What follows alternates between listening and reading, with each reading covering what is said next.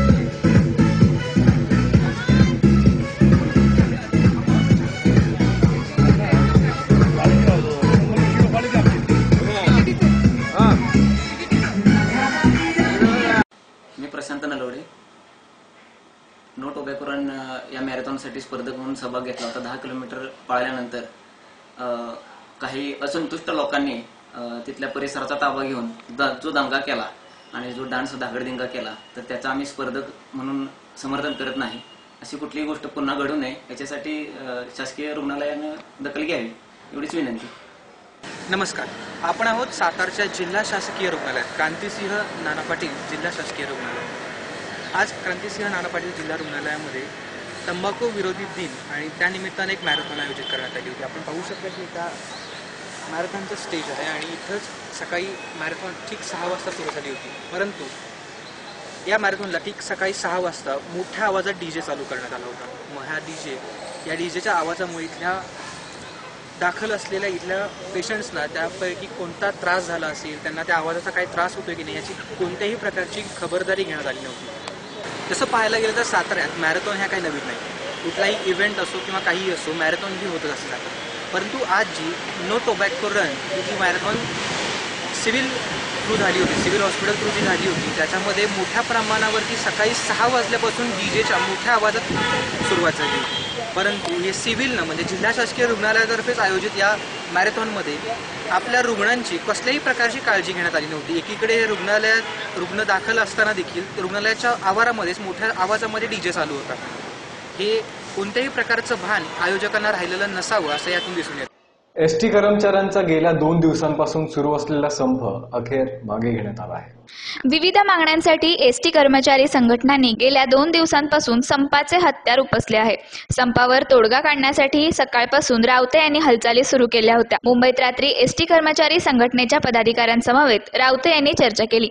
या बैठकीत संघटनांच्या बहुतांश मागण्या मान्य करण्यात आल्याचे रावते यांनी सांगितले. बैठकीनंतर संप मागे घेण्यात आल्याचे कर्मचारी संघटनांनी जाहीर केले. तत्पूर्वी मान्यताप्राप्त कामगार संघटनेला विश्वासात न घेता केलेल्या पगारवाढीच्या निषेधार्थ राज्यभरात संप सुरू होता. एसटी महामंडळाचे व्यवस्थापकीय संचालक रणजितसिंह देओल आणि कर्मचारी संघटनांनी बैठकीत संपाबाबत कुठलाही तोडगा उशिरापर्यंत निघाला नव्हता.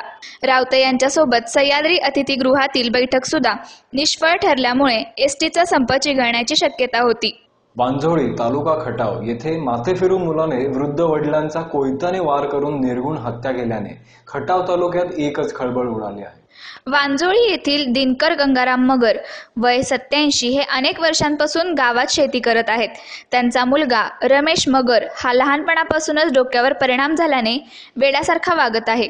काही दिवसांपासून गावात फिरून लोकांना त्रास देत असल्याने त्याच्या घरचे लोक वैतागले होते. त्यामुळे मागील काही दिवसांपासून घरच्यांनी त्याला शेतातील जगताप मळ्यातील घरामध्ये बंद करून ठेवले होते.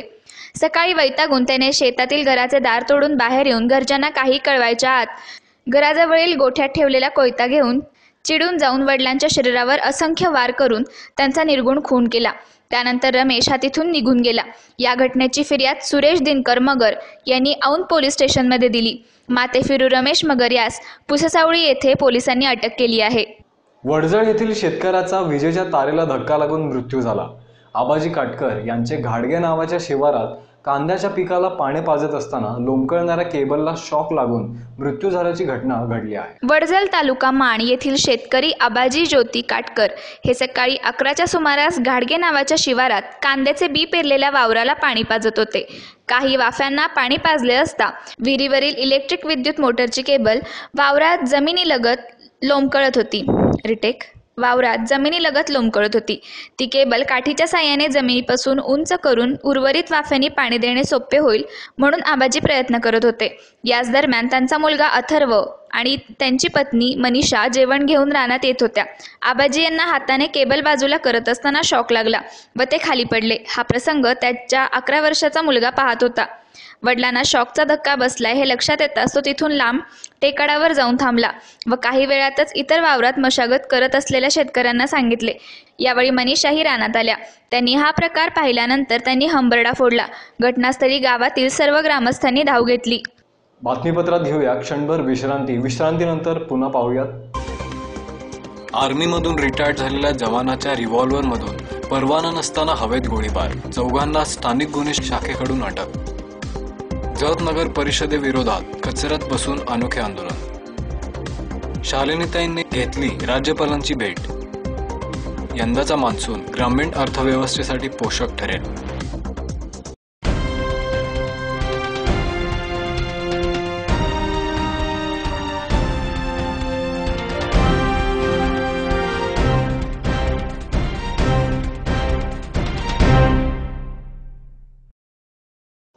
विश्रांतीनंतर पुन्हा एकदा स्वागत. पाहूयात पुढील घडामोडी.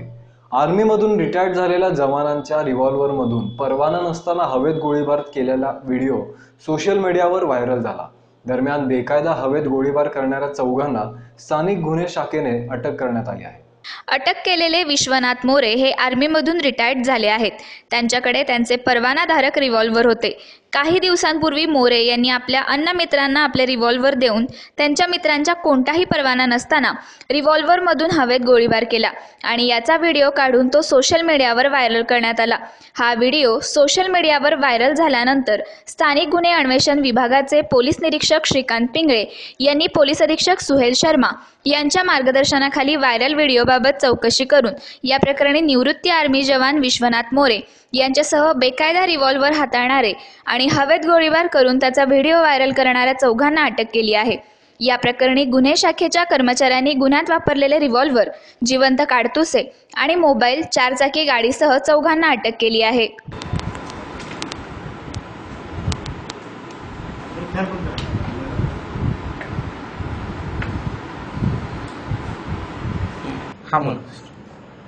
काही लोक दिगंच्या आटपाडी भागात अग्निशस्त्राचा वापर करून हवेत गोळीबार करतानाचा व्हिडिओ सोशल मीडियावर प्रसिद्ध झालेला होता. त्या अनुषंगानं स्थानिक गुन्हे अन्वेषणाकडील अधिकारी कर्मचाऱ्यांनी त्याचा शोध घेऊन 4 लोकांना ताब्यात घेतलेलं होतं. त्यांना पुढील कारवाईसाठी आटपाडी पोलीस स्टेशनला देण्यात आलं होतं. त्या ठिकाणी भारतीय हत्यार अधिनियम अन्वये त्यांच्यावर गुन्हा दाखल केलेला आहे. गुन्ह्यात फायर केलेलं जे आर्म आहे, लायसन्स आहे, त्याचं लायसन्स होल्डर आहे, तो एक्समॅन आहे. पुढील कारवाईसाठी आटपाडीला दिलेला आहे. त्या ठिकाणी गुन्हा दाखल करण्यात आला असून पुढील तपास आटपाडी पोलीस स्टेशन करत आहे. 6 वर्षांपूर्वी स्थापन झालेल्या जत नगर परिषदेला अद्याप नागरी सुविधा देता आल्या नसल्याचा निषेधार्थ नगर परिषदेसमोरच कचरा टाकून त्यावर बसून शहरातील सामाजिक कार्यकर्ते विक्रम ढेणे यांनी अनोख्या पद्धतीने आंदोलन केले आहे. शहरवासियांना ज्या सोयी सुविधा मिळायला हव्यात त्या मिळत नाहीत. मागील 6 वर्षात जत शहर बक्काल झाले आहे. बिरनाळ तलावात पाणी असूनही जतकरांना पिण्याच्या पाण्यासाठी भटकंती करावी लागत आहे. स्वच्छतेसाठी लाखो रुपये खर्च केली जातात व शहरात स्वच्छतेचे नाव नाही. ना हरकत व अन्य कागदपत्रासाठी नगर परिषदेत अडवणूक केली जाते. माहिती अधिकाराखाली माहिती मागितल्यास माहिती दिली जात नाही. अंदाजपत्रकानुसार कामे होत नाहीत. नगरसेवकांच्या नातेवाईकांचा प्रशासनात अधिक हस्तक्षेप होतो. महिला व पुरुषासाठी आवश्यक त्या ठिकाणी मुताऱ्या नाहीत. शौचालय अनुदानाची रक्कम अद्याप दिलेली नाही.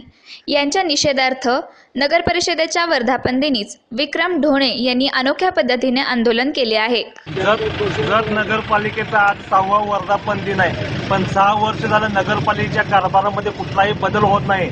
या अनुषंगानं आम्ही आज जतकर नागरिक सुविधाने असमाधानी आहेत, त्या सर्वांच्या साथीने आंदोलन करण्याचा आंदोलन करत आहे. जत नगरपालिका 6 वर्ष झालं जत नगरपालिका मुख्याधिकारी नाही, मुख्याधिकाऱ्यांना या नगरपरिषदेचा कारभार झाला. कोणाचा पायपोस कुणाला नाही, विकासाचं विजन नाही आहे, नगरसेवक पदाधिकाऱ्यांच्यात सुसंवाद नाही आहे, बारीक सारीक गोष्टीवरून हे होतात. प्रशासनाच्या कारभारामध्ये सर्वांचा हस्तक्षेप, प्रशासनाला स्वतंत्र कारभार करायला नगरपालिकेचे प्रभारी मुख्याधिकारी एकाही मासिक मिटिंगला नसतात, पण ते येण्यासाठी सुद्धा कोणी धडपडत नाही. त्यांनाच पत्र तयार करून त्यांच्या सह्या आणण्यासाठी त्यांची धडपड झाली. इकडे अधिकारी न येण्यामागे सुद्धा सत्ताधाऱ्यांचं काय विशेष आहे? आणि ज्या स्वच्छ भारत अभियानामध्ये ज्यांनी शौचालय बांधलं नाही त्यांना पैसे दिले गेले, पण प्रत्यक्षात ज्या लोकांनी शौचालय बांधलंय, स्वतःचे सोनं गहाण ठेवून बांधलंय, त्यांना अजून शौचालय अनुदान दिलं नाही. 40-40 वर्षापूर्वी ज्या घरात शौचालय, त्या घरात 2-2, 3-3 शौचालयाचं अनुदान देण्यात आलेलं आहे. अशा पद्धतीने हा सगळा भ्रष्ट आणि बोगस कारभार चालू आहे. नगरपालिकेला पाणी पुरवठा करणाऱ्या तलावामध्ये पूर्ण क्षमतेने भरलेला असताना सुद्धा नियोजनाअभावी आठवड्यातून 1 आणि 2 दिवस होते. महिन्याला लाखो रुपये स्वच्छतेवरती खर्च होत असताना सुद्धा घराच्या रोगराई जरंडेश्वर सहकारी साखर कारखाना व खटाव तालुक्यातील अनेक मागण्यांसाठी माजी महसूल मंत्री डॉक्टर शालिनीताई पाटील यांनी मुंबई येथील राजभवनात राज्यपाल मंत्री सी विद्यासागर राव यांची भेट घेतली. जरंडेश्वर सहकारी साखर कारखाना कोरेगाव व खटाव तालुक्यातील 27,000 ऊस उत्पादक सभासदांना परत मिळावा, तसेच खासगी ऊस कारखान्याच्या विरोधात सभासदांच्या वतीने सुरू असलेल्या न्यायालयीन लढाईस राज्य शासनाचा पाठिंबा मिळावा, या मागण्यांसाठी माजी महसूल मंत्री डॉक्टर शालिनीताई पाटील यांनी मुंबई येथील राजभवनात राज्यपाल सी विद्यासागर राव यांची भेट घेतली. दरम्यान आगामी लोकसभा व विधानसभा निवडणुकांच्या पार्श्वभूमीवर डॉक्टर शालिनीताई यांनी राजकारणात पुन्हा एकदा सक्रिय होण्याचे संकेत दिले. दरम्यान गेली 10 वर्षे सातारा जिल्ह्याच्या राजकारणापासून अलिप्त झालेल्या डॉक्टर शालिनीताई पाटील यांची शरीर प्रकृती ठणठणीत झाल्याने त्या पुन्हा एकदा नव्या दमाने राजकारणात सक्रिय होणार असल्याचे संकेत मिळत आहेत. भारतीय हवामान विभागाने यंदा मान्सून सामान्य असून दीर्घकालीन सरासरीच्या 97% पाऊस होईल असे भाकीत केले आहे. कृषी क्षेत्र व ग्रामीण अर्थव्यवस्थेसाठी ही सकारात्मक बाब आहे. भारतीय कृषी क्षेत्रावर प्रचंड परिणाम करणाऱ्या महत्त्वपूर्ण घटनांपैकी एक म्हणजे मान्सून. यावर्षी हवामान विभागाने दिलेल्या अंदाजानुसार सामान्य मान्सून असणार आहे. याचा फायदा केवळ शेतकरी वर्गालाच नाही तर FMCG, पॅकेज, गृहोपयोगी माल आणि कृषी रासायनिक उद्योग अशा ग्रामीण अर्थव्यवस्थेतील अन्य घटकांनाही होणार आहे. यामुळे भात, कापूस, गहू, ऊस आणि तेलबिया यांसारख्या प्रमुख पिकांचे उत्पादन वाढणार आहे. भारताच्या एकूण 200 अब्ज डॉलर्सच्या अर्थव्यवस्थेत कृषी क्षेत्राचा वाटा 15% आहे. हे क्षेत्र सुमारे 800 दशलक्ष जनतेला रोजगार पुरवते. यावर्षीच्या उत्तम पाऊस अंदाजामुळे कृषी क्षेत्राचे मनोधैर्य आधीच उंचावले आहे. या पावसामुळे कृषी क्षेत्रामध्ये उत्तम उत्पादनाची शक्यता असून सरकारने किमान पायाभूत किंमतही अधिक जाहीर केली आहे. साताऱ्यातील अवनीश आनंद पंडित व पियुष आनंद पंडित या 2 चिमुकल्यांनी स्केटिंग या खेळात वर्ल्ड रेकॉर्ड केला आहे. त्यांच्याशी बातचीत केली आहे लोकनृत्यचे प्रतिनिधी प्रीतम लोखंडे यांनी. पाहूयात हा खास रिपोर्ट. नमस्कार, आपण आहोत साताऱ्यातल्या पियुष पंडित आणि अवनीश पंडित या 2 स्केटिंग करणाऱ्या खेळाडूंसोबत. त्यांनी गिनीज वर्ल्ड रेकॉर्डमध्ये आपल्या साताऱ्याचं नाव आणि त्यांच्या कुटुंबाचं नाव हे उज्ज्वल केलेलं आहे. आपण भेटूयात त्यांच्या पालकांनाही. आपलं नाव सांगा सर. माझं नाव आनंद पंडित. अवनीश आनंद पंडित, पियुष आनंद पंडित, पल्लवी पंडित. पुणे येथे झालेल्या एका कॉम्पिटिशनमध्ये त्यांनी जवळपास 824 स्पर्धकांमधून त्यांची निवड झाली होती आणि बेळगावमध्ये झालेल्या 395 स्पर्धकांमधून लॉंगेस्ट कुकी डंकिंग हा जो स्केटिंगमधला प्रकार आहे याच्यामध्ये त्यांनी गिनीज वर्ल्ड रेकॉर्ड केलेला आहे. त्याबद्दल त्यांच्याकडून जाणून घेऊयात. आपण अवनीशला विचारूयात, तू रोज किती वेळ करायचास प्रॅक्टिस? घरी अर्धा तास आणि क्लासमध्ये 2 तास. मला सांग, तुला स्केटिंग हे पहिल्यापासूनच आवडत होतं की नंतर स्कूलला गेल्यानंतर आवडायला लागलं? स्कूलला गेल्यानंतर आवडायला लागलं. मला सांगा, तुम्हाला हे स्केटिंगचं गिनीज वर्ल्ड रेकॉर्ड आपल्याला ब्रेक करायचं म्हणून तुम्ही स्पर्धेत उतरला होता की स्पर्धेमध्ये पार्टिसिपेट करायचं म्हणून? ब्रेक करायचं म्हणून. ॲक्च्युली आधी अटेम्प्ट भरपूर झाले, पण गिनीज बुक ऑफ वर्ल्ड रेकॉर्डमध्ये एवढं या लेवलला कोणी पोचलेलं नव्हतं.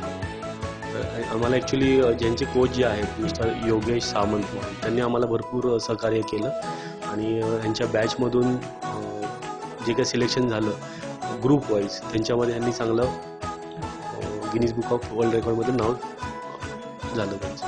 आतापर्यंत या दोघांनी किती स्पर्धांमध्ये भाग घेतला होता आणि कितीमध्ये यांना सर्टिफिकेट्स किंवा मेडल्स काही मिळाले? आतापर्यंत जवळजवळ 8 स्पर्धांमध्ये त्यांनी भाग घेतला आणि 8ही स्पर्धांमध्ये त्यांना medals, gold medal, silver medals त्यांना मिळाली.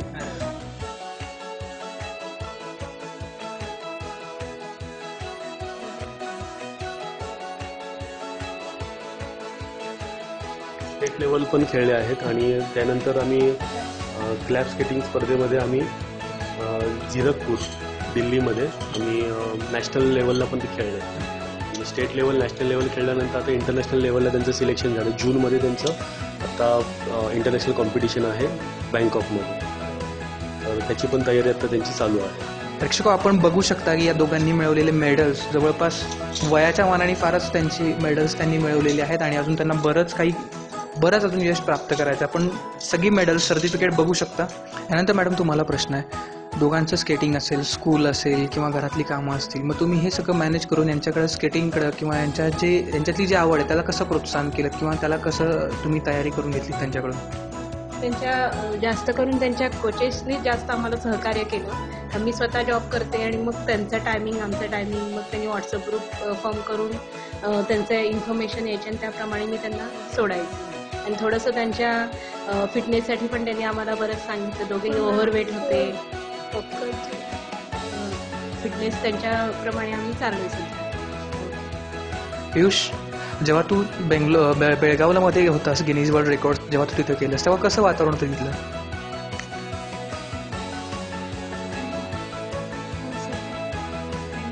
पाऊस होता. का कसं स्केटिंग केलं एवढा वर्ल्ड रेकॉर्ड पोहोचत असताना? त्याला ताप सुद्धा होता, औषध देऊन देऊन आणि ते 7th फ्लोअर तिथे थांबवायचं आणि आम्ही त्या रिंगमध्ये जाऊन औषध द्यायचं त्याला आणि मग तो भरायचा. आम्ही त्याला सांगितलं पण की जर नसेल जमत तर आपण बस करूया, फिट करूया, पण नाही, आम्हाला करायचंच आहे एवढं. खरं पाहायला गेलं तर त्याचं वय आणि त्याच्याजवळ असलेली जिद्द ही खरंच वाखाणण्याजोगी आहे. जवळपास 72 तासांचं ते स्केटिंग होतं आणि मुसळधार पाऊस असताना, त्याच्या अंगात ताप भरलेला असताना त्याच्या घरातले म्हणत होते की बाबा तब्येत तुझी ठीक नाही तर आपण थांबूयात, परंतु त्यांनी हार मानली नाही आणि हे गिनीज वर्ल्ड रेकॉर्ड त्याने करून दाखवलं.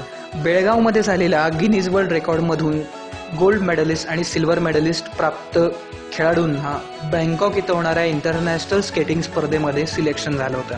आणि ह्या स्पर्धेसाठी आपल्या अवनीश आणि पियुष या दोघांचंही सिलेक्शन झालं आहे. या स्पर्धा जूनमध्ये होणार आहेत बँकॉकला.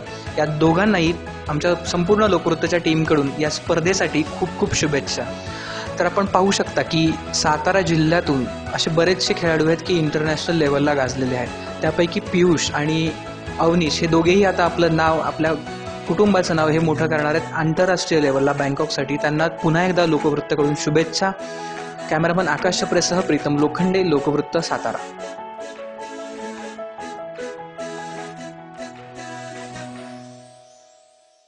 पुन्हा एकदा पाहूयात आजच्या ठळक घडामोडी. जिल्हा प्रशासनाच्या नो टोबॅको डेला झिंगझिंग झिंगाटवर स्पर्धक थिरकले. मॅरेथॉनच्या नावाखाली डीजे व अश्लील नृत्यामुळे सिव्हिल परिसर दुमदुमला. एसटी संप अखेर मागे, संघटनेची घोषणा. माते फिरून मुलाकडून वडिलांचा निर्गुण खून. शॉक लागून शेतकरी ठार. आर्मीमधून रिटायर्ड झालेल्या जवानाच्या रिव्हॉल्व्हरमधून परवाना नसताना हवेत गोळीबार, चौघांना स्थानिक गुन्हे शाखेकडून अटक. जत नगर परिषदेविरोधात कचऱ्यात बसून अनोखे आंदोलन. शालिनीताईंनी घेतली राज्यपालांची भेट. यंदाचा मान्सून ग्रामीण अर्थव्यवस्थेसाठी पोषक ठरेल. हे होते आजचे लोकवृत्त. उद्या पुन्हा भेटूयात पुढील बातमीपत्रासह. तोपर्यंत नमस्कार.